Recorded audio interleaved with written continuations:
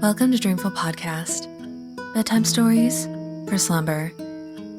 I would like to start off this episode by thanking our newest supporters: Sherry Hawthorne, Mrs. Reffett, Chris K, Ellis, Greta Saint, Ashley Barcombe, Simon Sharp, Sam and Zoe, Tanya Smith, Trey, Sarah L. Madsen, Larissa, Lisa McCullough, Nikki Duffy, Jade Threlfo, Mariana Alvarez, and Hot Dog Potato. Thank you all so much, and I hope you have the sweetest of dreams. If you'd like to support the show and gain access to the subscriber-only episodes while receiving a shout-out, visit dreamfulstories.com, and on the support page, find a link to become a Buzzsprout supporter or subscribe via Supercast if you listen on Spotify. This episode is sponsored by BetterHelp. Getting to know yourself is a lifelong process, and therapy can be a valuable tool in that journey. BetterHelp connects you with a licensed therapist who can guide you through this journey from wherever you are. Whether you're looking to learn positive coping skills, set boundaries, or become the best version of yourself, therapy can empower you to achieve your goals.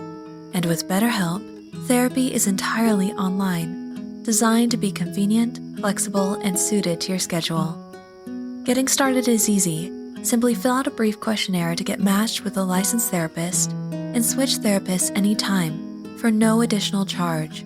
And if you're thinking of starting therapy, now is the perfect time to give BetterHelp a try. Discover your potential with BetterHelp. Visit betterhelp.com/dreamful today to get 10% off your first month. That's BetterHelp, HELP.com/dreamful.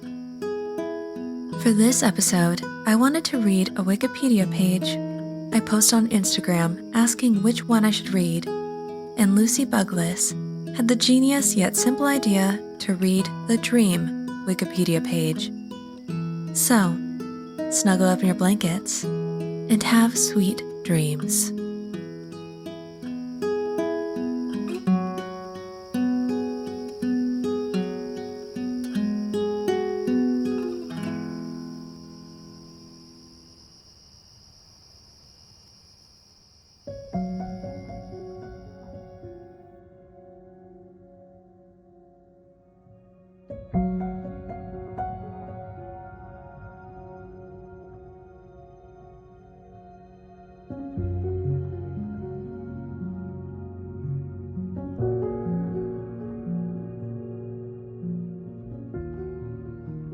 A dream is a succession of images, ideas, emotions, and sensations that usually occur involuntarily in the mind during certain stages of sleep.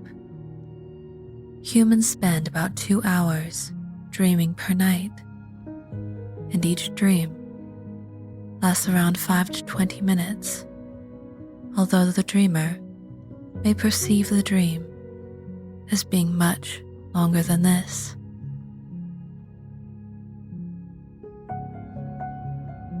The content and function of dreams have been topics of scientific, philosophical, and religious interest throughout recorded history. Dream interpretation, practiced by the Babylonians in the 3rd millennium BCE, and even earlier by the ancient Sumerians, figures prominently in religious texts in several traditions, and has played a lead role in psychotherapy. The scientific study of dreams is called onirology. Most modern dream study focuses on the neurophysiology of dreams and on proposing and testing hypotheses regarding dream function. It is not known where in the brain dreams originate, if there is a single origin for dreams, or if multiple regions of the brain are involved. or what the purpose of dreaming is for, the body or the mind. The human dream experience, and what to make of it, has undergone sizable shifts over the course of history. Long ago, according to writings from Mesopotamia and ancient Egypt, dreams dictated post-dream behaviors, to an extent sharply reduced in later millennia. These ancient writings about dreams highlight visitation dreams, where a dream figure, usually a deity or a prominent forebear, commands the dreamer to take specific actions and may predict future events. Framing the dream experience varies across cultures as well as through time.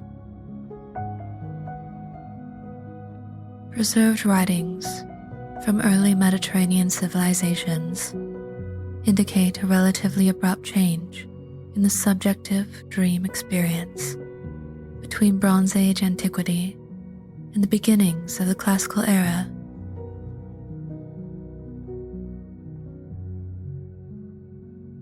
In visitation dreams reported in ancient writings, dreamers were largely passive in their dreams, and visual content served primarily to frame authoritative auditory messaging. Gudea, the king of the Sumerian city-state of Lagash, rebuilt the temple of Ningirsu as a result of a dream in which he was told to do so. After antiquity, the passive hearing of visitation dreams largely gave way to visualized narratives in which the dreamer becomes a character who actively participates. From the 1940s to 1985, Calvin S. Hall collected more than 50,000 dream reports at Western Reserve University.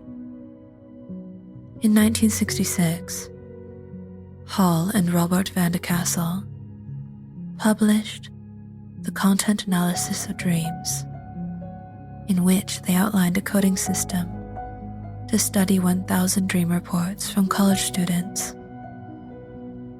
Results indicated that participants from varying parts of the world demonstrated similarity in their dream content. The only residue of antiquity's authoritative dream figure in the Hall and Van de Kassel listing of dream characters is the inclusion of God in the category of prominent persons. Hall's complete dream reports were made publicly available in the mid-1990s by his protege, William Domhoff. More recent studies of dream reports, while providing more detail, continue to cite the Hall study favorably. In the Hall study, the most common emotion experienced in dreams was anxiety. Other emotions included abandonment, anger, fear, joy, and happiness. Negative emotions were much more common than positive ones.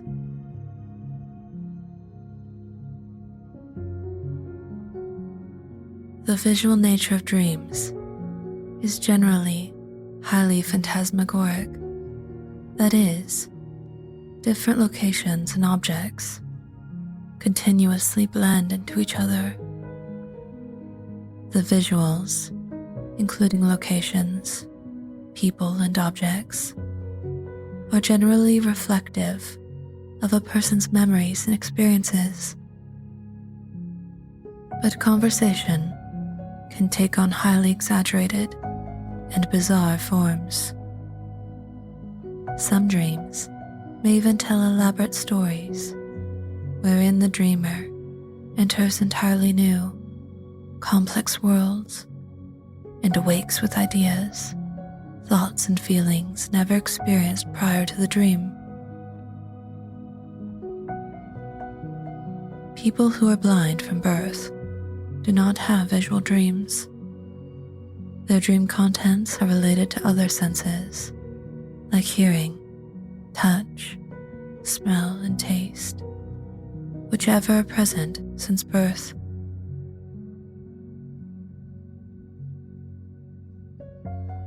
Denied precision tools, obliged to depend on imaging, much dream research has succumbed to the law of the instrument.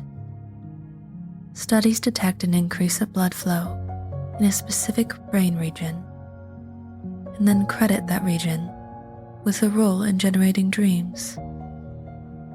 But pooling study results has led to the newer conclusion that dreaming involves large numbers of regions and pathways, which likely are different for different dream events. Image creation in the brain involves significant neural activity downstream from eye intake, and it is theorized that the visual imagery of dreams is produced by activation during sleep of the same structures that generate complex visual imagery in waking perception. Dreams present a running narrative rather than exclusively visual imagery.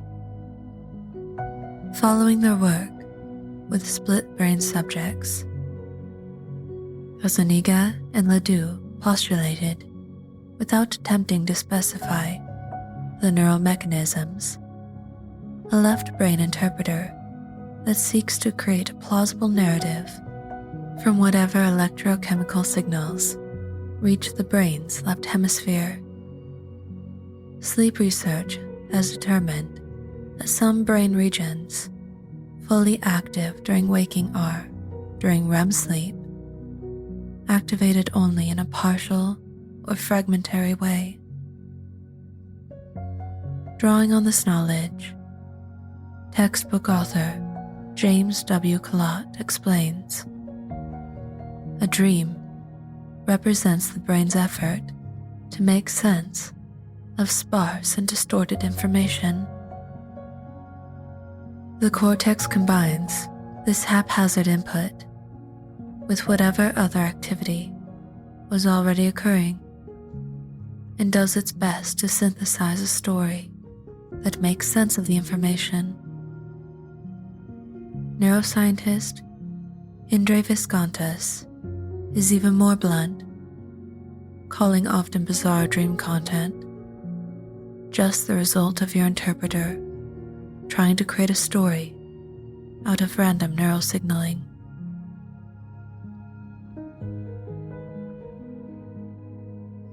For humans in the pre-classical era, and continuing for some non-literate populations into modern times, dreams are believed to have functioned as revealers of truths sourced during sleep from gods or other external entities. Ancient Egyptians believed that dreams were the best way to receive divine revelation, and thus they would induce or incubate dreams. They went to sanctuaries and slept on special dream beds in hope of receiving advice, comfort, or healing from the gods.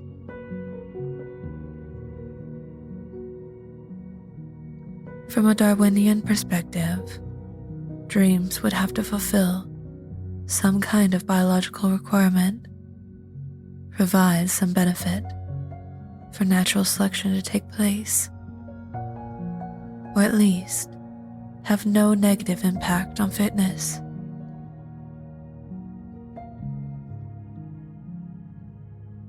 Robert, a physician from Hamburg, was the first who suggested that dreams are a need and that they have the function to erase sensory impressions that were not fully worked up and ideas that were not fully developed during the day.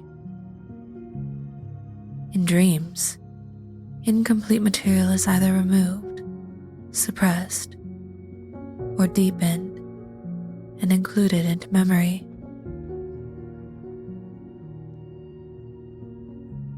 Freud, whose dream studies focused on interpreting dreams, not explaining how or why humans dream, disputed Robert's hypothesis and proposed that dreams preserve sleep by representing as fulfilled those wishes that otherwise would awaken the dreamer.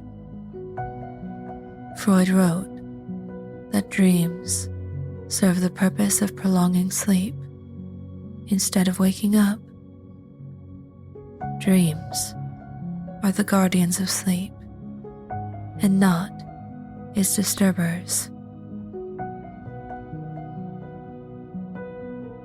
A turning point in theorizing about dream function came in 1953 when Science published the Oserinsky and Kleitman paper establishing REM sleep as a distinct phase of sleep and linking dreams to REM sleep. Until and even after publication of the Psalms 2000 paper that certified the separability of REM sleep and dream phenomena. Many studies purporting to uncover the function of dreams have in fact been studying not dreams, but measurable REM sleep. Theories of dream function since the identification of REM sleep include Hobson's and McCarley's 1977 activation synthesis hypothesis, which proposed a functional role for dreaming sleep in promoting some aspect of the learning process. In 2010, a Harvard study was published showing experimental evidence that dreams were correlated with improved learning. Crick's and Mitchison's 1983 reverse learning theory, which states that dreams are like the cleaning up operations of computers when they are offline, removing parasitic nodes and other junk from the mind during sleep. Hartman's 1995 proposal that dreams serve a quasi-therapeutic function, enabling the dreamer to process trauma in a safe place. Ravonsuo's 2000 threat simulation hypothesis, whose premise is that during much of human evolution, physical and interpersonal threats were serious, giving reproductive advantage to those who survive them. Dreaming aided survival by replicating these threats and providing the dreamer with practice in dealing with them. Eagleman's and Vaughn's 2021 defensive activation theory, which says that, given the brain's neuroplasticity, dreams evolved as a visual hallucinatory activity during sleep's extended periods of darkness, busying the occipital lobe and thereby protecting it from possible appropriation by other non-vision sense operations. Eric Hole proposes, based on artificial neural networks, that dreams prevent overfitting to past experiences. That is, they enable the dreamer to learn from novel situations.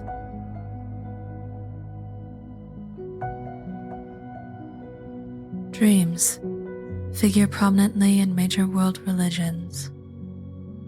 The dream experience for early humans, according to one interpretation, gave rise to the notion of a human soul, a central element in much religious thought.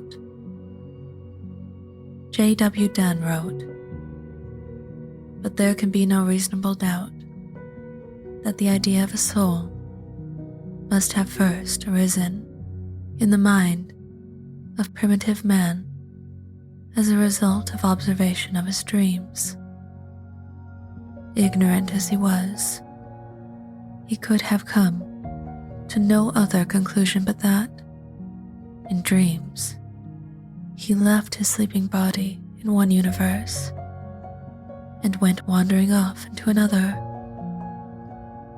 It is considered that, but for that savage, the idea of such a thing as a soul would never have even occurred to mankind." In part of the Veda scriptures of Indian Hinduism, a dream is one of 3 states that the soul experiences during its lifetime.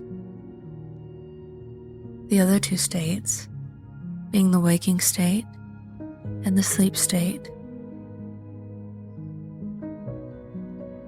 The earliest Upanishads, written before 300 BCE, emphasize 2 meanings of dreams.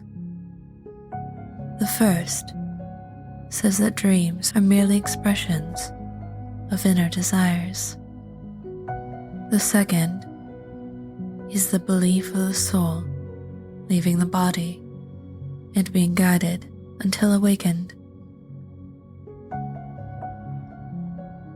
In Judaism, dreams are considered part of the experience of the world that can be interpreted and from which lessons can be garnered.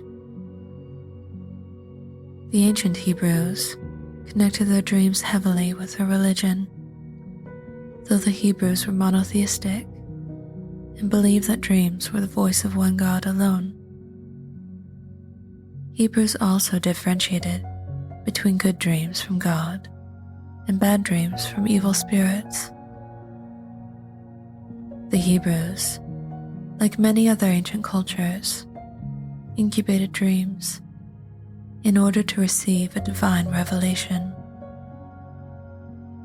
For example, the Hebrew prophet Samuel would lie down and sleep in the temple at Shiloh before the ark and receive the word of the Lord. Most of the dreams in the Bible are in the book of Genesis. Christians mostly shared the beliefs of the Hebrews and thought that dreams were of a supernatural character because the Old Testament includes frequent stories of dreams with divine inspiration. The most famous of these dream stories was Jacob's dream of a ladder that stretches from earth to heaven. Many Christians preach that God can speak to people through their dreams. The famous glossary, written in the name of Daniel, attempted to teach Christian populations to interpret their dreams.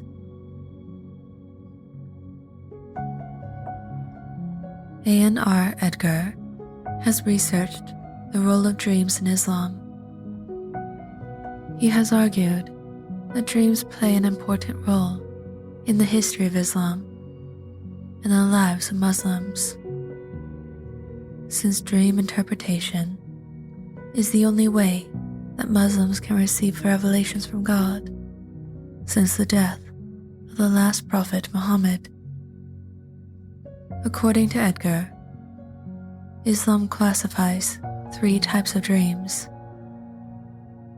Firstly, there is the true dream, then the false dream, which may come from the devil, and finally, the meaningless everyday dream. This last dream could be brought forth by the dreamer's ego,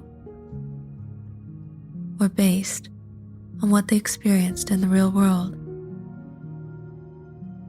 The true dream is often indicated by Islam's Hadith tradition. In one narration by Aisha, the wife of the Prophet, it is said that the Prophet's dreams would come true like the ocean waves. Just as in its predecessors, the Quran also recounts the story of Joseph and his unique ability to interpret dreams.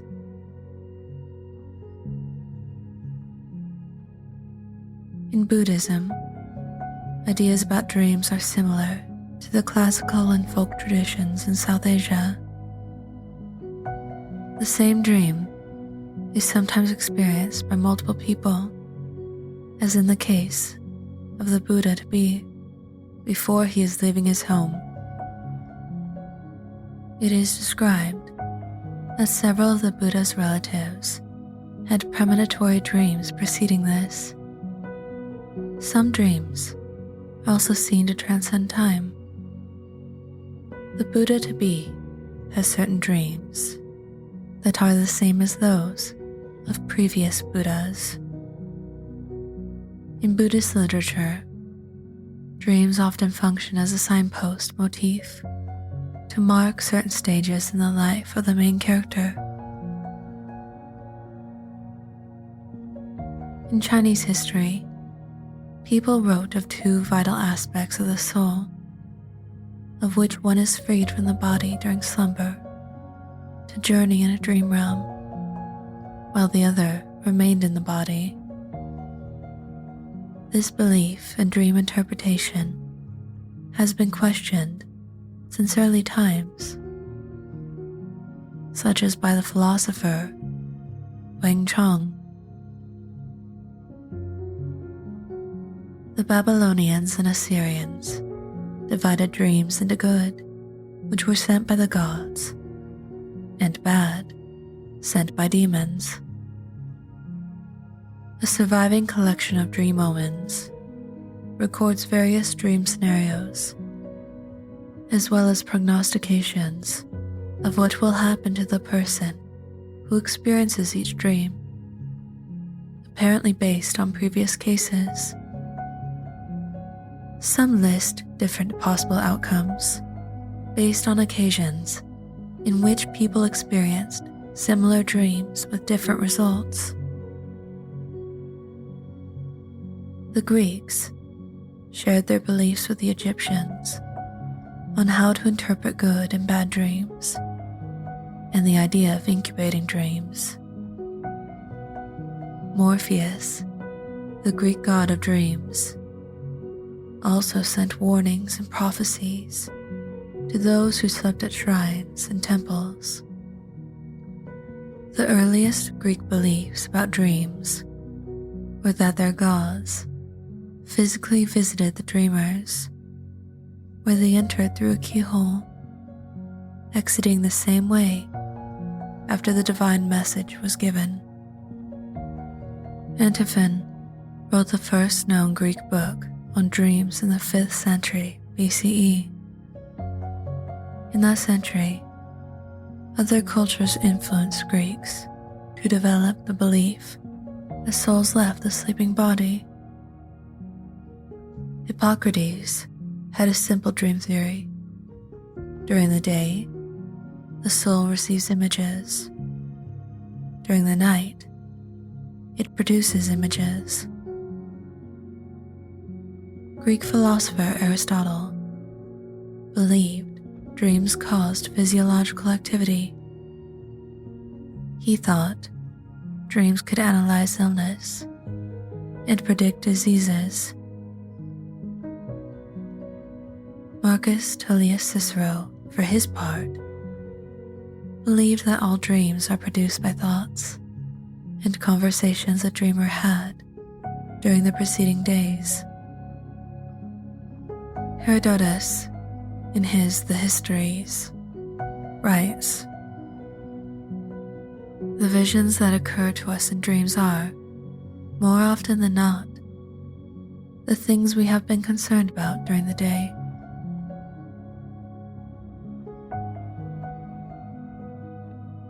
The dreaming is a common term within the animist creation narrative of Indigenous Australians for personal or group creation and for what may be understood as the timeless time of formative creation and perpetual creating. Some Indigenous American tribes and Mexican populations believe that dreams are a way of visiting and having contact with their ancestors. Some Native American tribes have used vision quests as a rite of passage, fasting and praying until an anticipated guiding dream was received, to be shared with the rest of the tribe upon their return.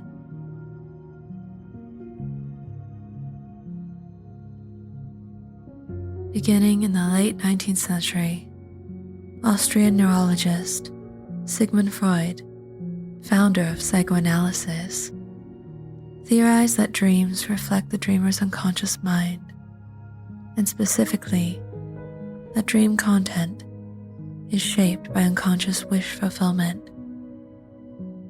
He argued that important unconscious desires often relate to early childhood memories and experiences. Carl Jung and others expanded on Freud's idea that dream content reflects the dreamer's unconscious desires.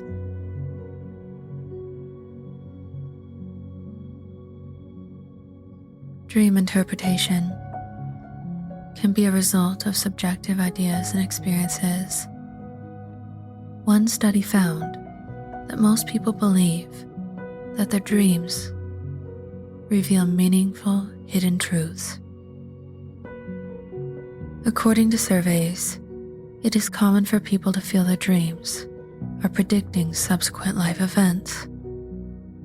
Psychologists have explained these experiences in terms of memory biases, namely, a selective memory for accurate predictions and distorted memory, so that dreams are retrospectively fitted onto life experiences.